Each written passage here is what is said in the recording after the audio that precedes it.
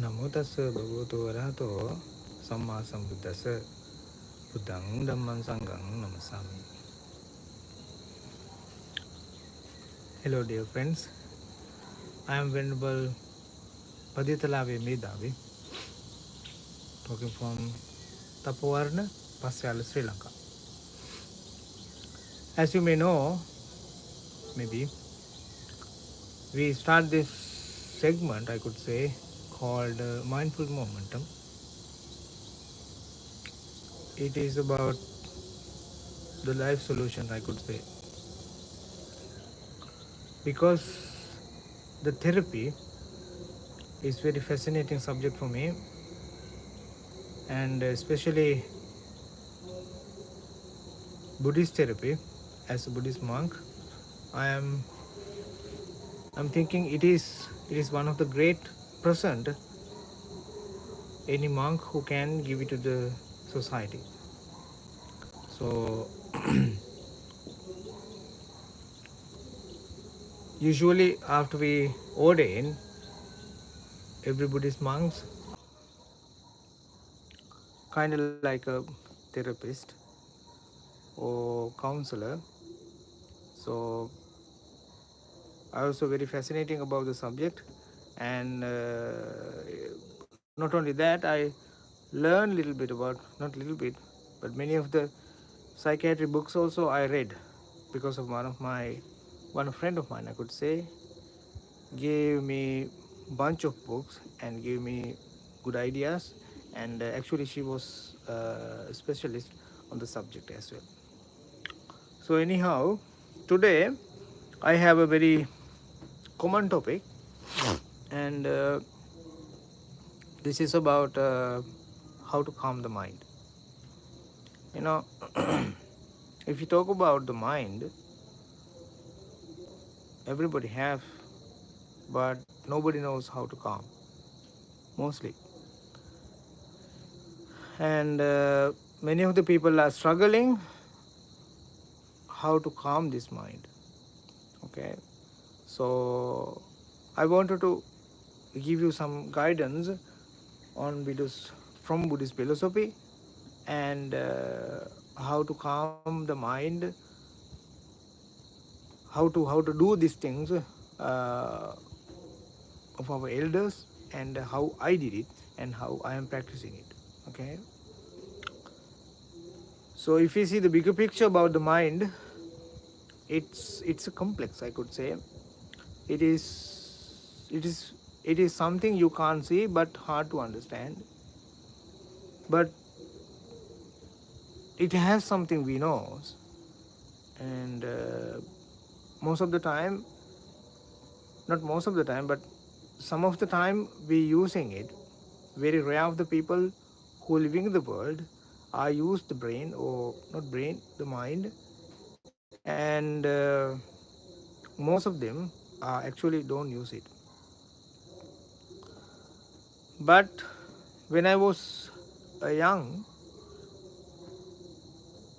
there was a time people, when I talk with them, people don't accept that thinking is necessary, or it can happen.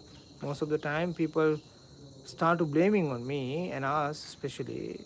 Actually we had a couple, like a club or something, not especially, but not specifically, but yeah, we had something like club about we were talking about Buddhism, and especially about the mind.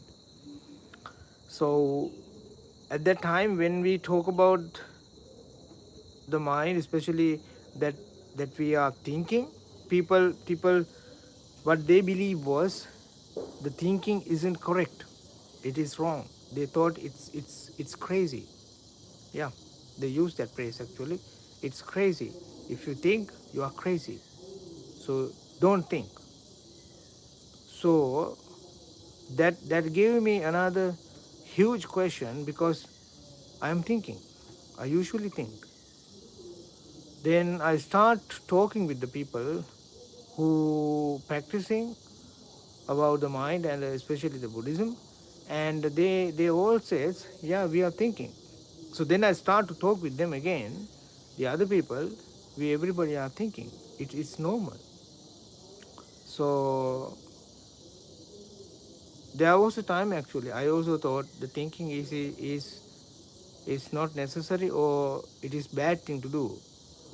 According to the Buddhism, it doesn't say that we do not think.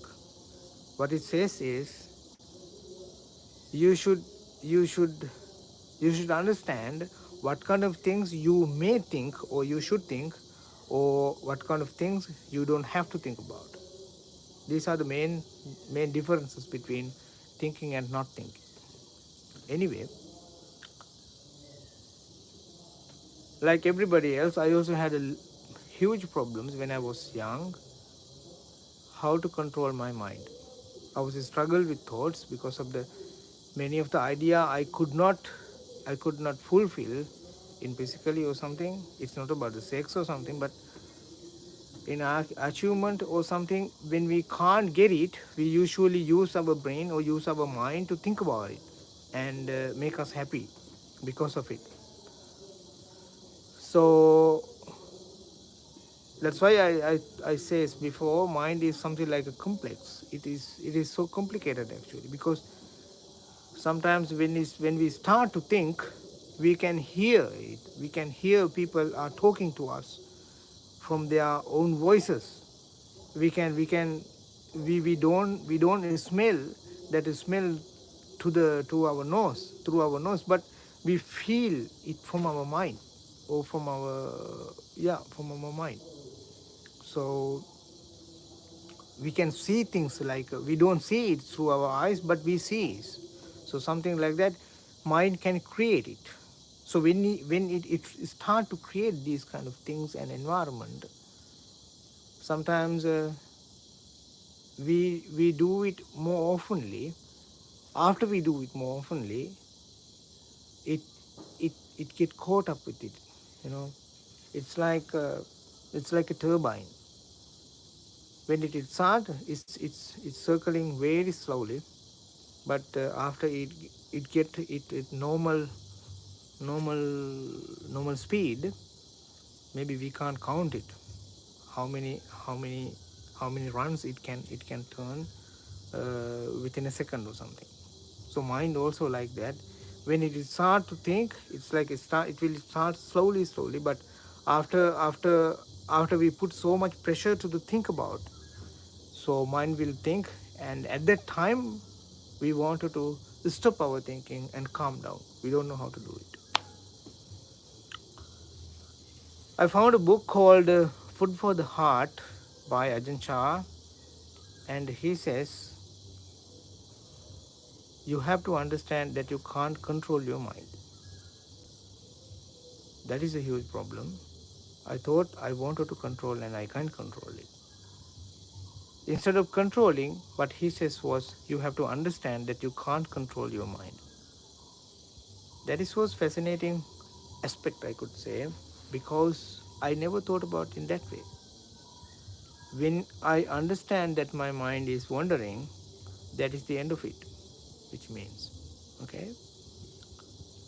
And in the other hand, some of the other monks told me, if you wanted to really find the good solutions, you should try to collect Buddha's story, which he had in his lifetime. Inside that stories, it will have if it has the solution for your problems. So then I started digging in the books, and there was so grateful stories in there. And there was one specific story. It's about how to control your mind. The story is like this. At that time, Buddha was old, elder, I could say. Old means like little bad word, maybe. I don't know. He was 18 years old, and at that time he was traveling with Venerable Ananda. It was a long way, I think 20 kilometers or more than that in India. And Ananda was very frustrated, and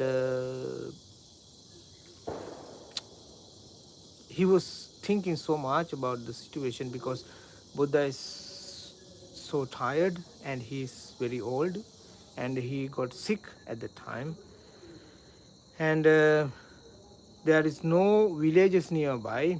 They were in the jungle, middle of the jungle. So Ananda was so worried, and he was thinking a lot. At the time, Ananda had a question from the Buddha. He was asked, Buddha, my mind is wandering all around. I can't control it. How to control my mind? Please tell me. I wanted to control it. Buddha was like a silence to his problem, to his question. He did not give any answers for that, but instead of giving the answers, he requested Ananda, I wanted to drink water. I am so thirsty. Can you please bring me some water? Then Ananda thought, okay, there is a river nearby called Kukuta. Okay, I will go and bring some water. Uh, you can stay under the tree. So Buddha was sat under the tree, and Ananda went to bring the water to the bowl. Okay, when he reached the Kukuta river, he saw very muddy water. It's not like a clean water. Then he thought, oh, maybe cart was crossed from the up of the hill, and that's why this water is getting muddy.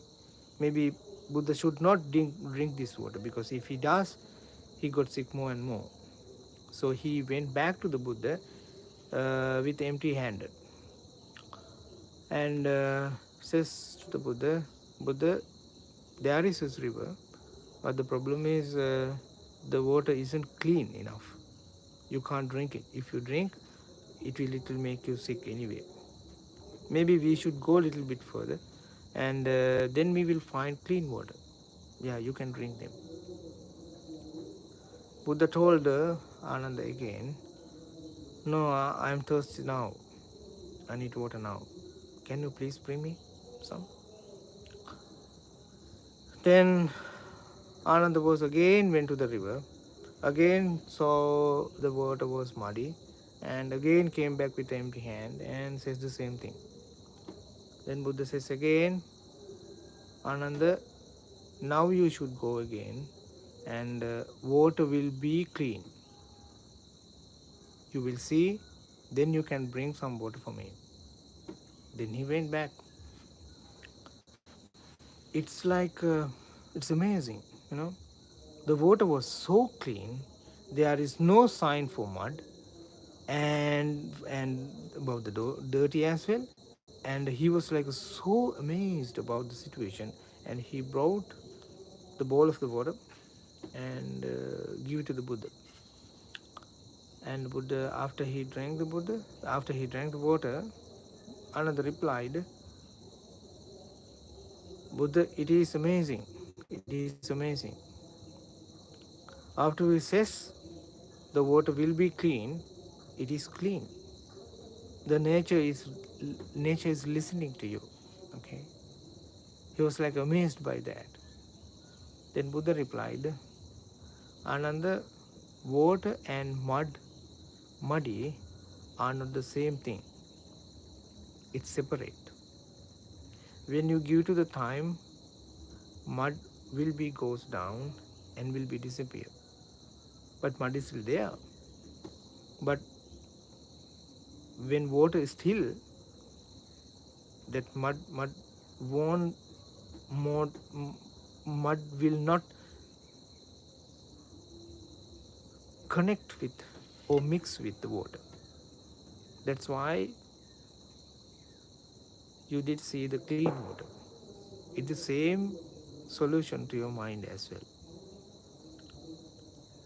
When you're thinking so much, it's very similar like muddy water. But what you do want to do is to shake it to calm down. But that won't work.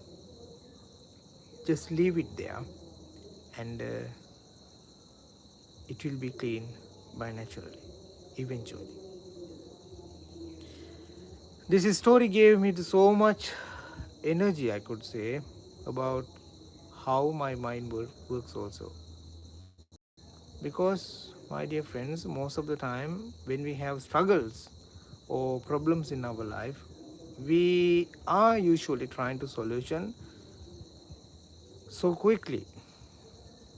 That is what our intention is usually. We wanted to, we have a hurry to find the solutions. Okay, we trying so hard to find a solution. But in the other hand, Buddha says that is not how you get the solution. If you wanted to do solution or find a solution, try to be calm. Try to be calm. That makes sense actually, because most of the time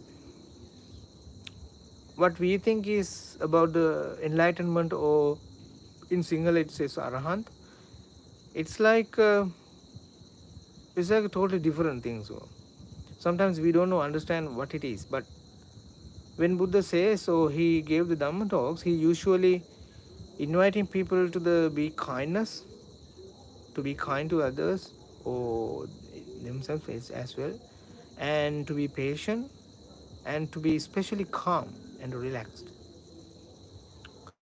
So if you see the bigger picture, using those points, we can find maybe the structure of the enlightened person.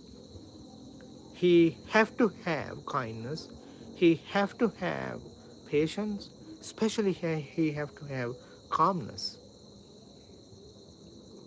That is three things, or more than that actually, most of the time we don't have. That's why we are not enlightened, by the way. So my suggestion is, if you do want to calm your mind, just try to be calm with your works and with your words. You may have seen the people sometimes when they talk, they talking like a non-stop, like a train. They do want to say something before the first word is finished. Like they wanted to talk so fast. They wanted to express their every ideas to the others. It's like when they think, they have to uh, people like sometimes they act like they have something inside, they have to take them all away, something like that. But what Buddha says is, try to be calm. So how to be calm means, when you speak, maybe you can have a pause a bit, take a breath, or think about before you say anything. What people usually do is, they do think after they done it. So that is, when that happen, time is up actually. It's already gone. But what Buddha inviting us is, try to think before you say and before you do. So that makes sense of the calmness we have to cultivate in our life, with intentionally, with knowing. That's what about mindfulness is. Okay, that's why mindfulness is so important to everybody in the world right now. If you wanted to be calm to yourself, if you wanted to be happy or the enlightened, just try to practice mindfulness. That is the easiest way. That is the easiest way. Otherwise, you will caught up with your habitual habits. It will lead you to maybe get frustrated, maybe get anxious, maybe get worried. Anyway, you will come to far away from patience and calmness and relax. These are the problems we having in this world right now. So practicing Buddhism is, it's not about religion. That's why I'm saying that. It's not about religion actually. It's about yourself. Try to calm when you talk. Try to calm when you work. It doesn't matter where you working, or what country are you in, or what kind of religions are you believing. That doesn't matter. Try to take little bit of calmness time to yourself, at least once per hour. Not for long. I think it's just enough. Maybe 20 seconds or 30 seconds. With intentionally take a break with your works. Take a break with your thoughts. Take a break with your thoughts. Then you will notice these kind of things. Maybe I can talk, maybe I can say, maybe I can think, maybe I should not. You will be wise. That is the called Medavi actually. Wise means in Pali. So in order to make our mind calm, we have to practice calm our body and speech. Because we only have one mind, and that mind is the showing the structure of the mind, the showing the words and the deeds what we are doing. The calmness people are talking with calmness voice. Uncalm people are talking, you know how. Many of the time people do telling to us, or the meditation peoples, meditation monks especially, that we reading their minds. Actually we don't, but we do read people words and deeds. Especially if you see the slippers when people removed in front of the door, from that picture we can say how the people's mind is working. Absolutely. Yeah. Uncalm people just remove the shoes wherever they want. Okay, maybe not nearby. Yeah, something like that. So these are the things, habits we are cultivating in our mind to create more energy in our mind, inside our mind, and because of that energy, mind will be working too much, I could say. Working will too much. When that happens, that's what we wanted to calm our mind. Usually what we do is taking some medications or something to sleep maybe. Most of the people have says to me too, at night they can't sleep. I ask why. The thinking, because of the thinking. So then how you could sleep? We take pills. That is not right. The only pills is try to understand that you are thinking. When you're noticing that you are thinking, thing have to be stopped because you notice it. Try to be yourself, try to be like you, and try to live with yourself. Most of the time we don't know what are we doing and what should we have to do. Try to take your life, and it is not try to take your life, try to be your guidance to yourself. Try to be your guide to yourself. How to do it means, how to do it, in order to do it, you should think before you talk, you should think before you do, you should think before you think. Then do it. At that time your mind will be stopped, and you will notice these kind of things I have to think or I should think, and these kind of things I should not think. Okay, so Like I said before, thinking isn't wrong according to the Buddhism, but the wrong thinking is wrong for us. That's what Buddhism is usually telling us. So in order to calm down your mind, take a little bit of rest in your life, take a little bit of pause, and mind will be calmed down eventually by naturally. But if you shake it to see is it calm, is it calm yet or something, it will make more messy again and again. It's like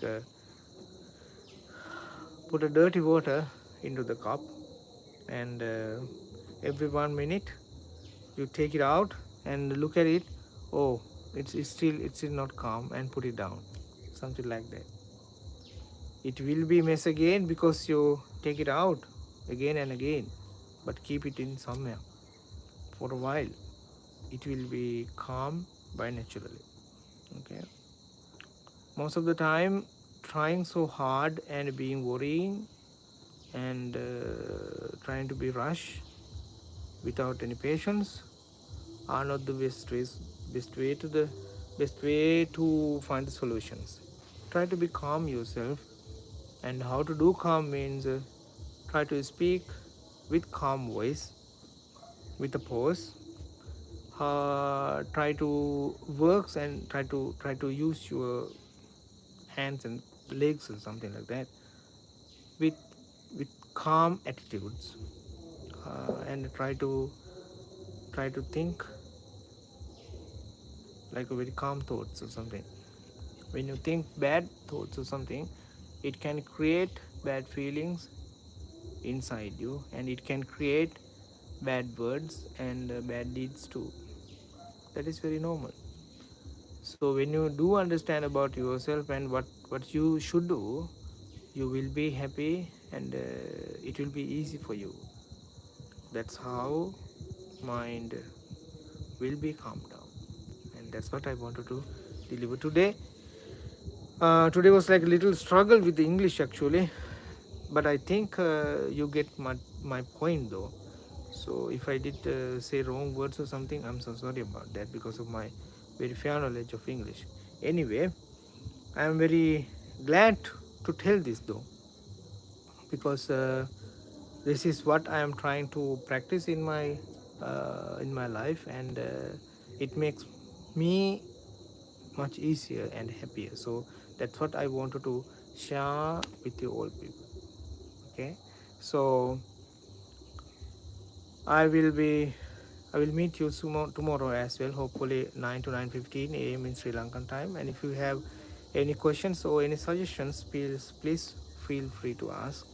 And see you next time. Have a good day.